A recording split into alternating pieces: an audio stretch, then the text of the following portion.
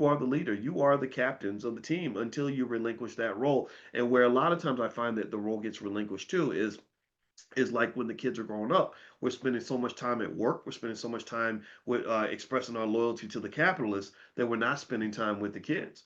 So when you're not spending time with your kids, they're going to go off into the world and be influenced by the world.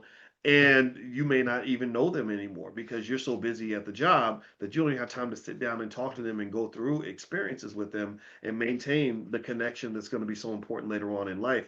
I was forced to be very close to my brother because my mother made me babysit him when I was 13. I didn't like it. I used to change his diapers and all that, and I'd have him all day long, and it was really hard for a 13-year-old to do that. But the best benefit of that was that me and my brother were just attached at the hip. To this day, we're attached at the hip. To this day, I talk to my brothers probably 5 times a week. we we do business together. We talk about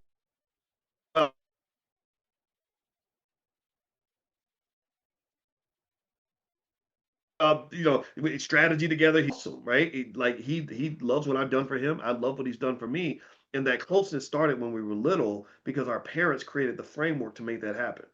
Just so the power of parenting, and I wish I could get people to really get this, who think that parenting is a nuisance or I ain't gonna date no woman with kids, just all these other silly conversations that are out there. I guess people, I don't know, people can have their own opinions, but what people don't understand is the opportunity to express your power. Like that's where your power is black people. It's in the family. It's in the home.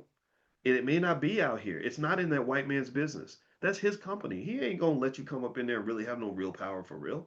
He's just not. Why would he?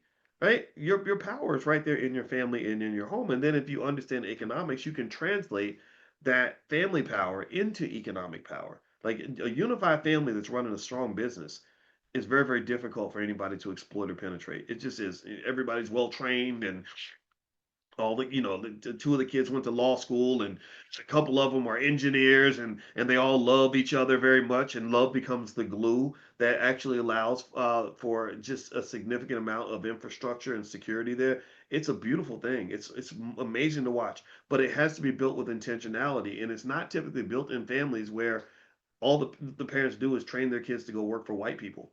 Then you have individual people all going out into the world defenseless and all being abused and mistreated and coming back to each other just so they can complain about how mean white people are to us.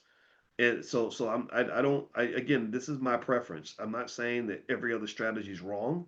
I'm just saying that I hear a whole lot of complaining and I don't hear a whole lot of celebrating. And to me, when you hear a whole lot of complaining and no celebrating, that means you need solutions. Do you agree with me? I hope someone understands where I'm coming from. I'm not trying to sound like a pessimist, but I don't think that this existing strategy is actually working. All right. So anyway, let's look at a couple things. So the Good Times video is there if you want to watch it. My Instagram is Dr. Boyce Finance. Feel free to go there. This is Bloom Energy. A lot of you know about this stock. I just gave an update on this stock.